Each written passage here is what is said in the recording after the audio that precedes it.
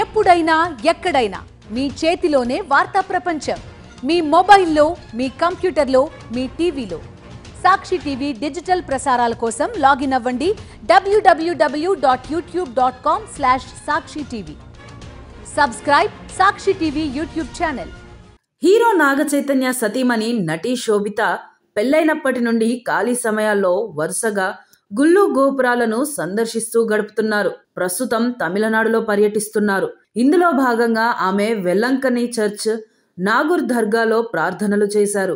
ఈ ఫోటోలను ఆమె సోషల్ మీడియాలో అభిమానులతో పంచుకున్నారు. ఇటీవలి జీవితం అనే హ్యాష్ ట్యాగ్ తో ఉన్న పిక్స్ ను ఆమె తన ఇన్స్టాలో పోస్ట్ చేశారు. అలాగే శోభిత తన స్నేహితురాలి ఓ పెళ్లి వేడుకకు హాజరయ్యారు. తర్వాత బీచ్ లో సేద తీరారు. ఏది వచ్చినా దాన్ని తిరస్కరించవద్దు, అలాగే అది వెళ్ళిపోయినప్పుడు బాధపడొద్దు అని రాసుకొచ్చారు.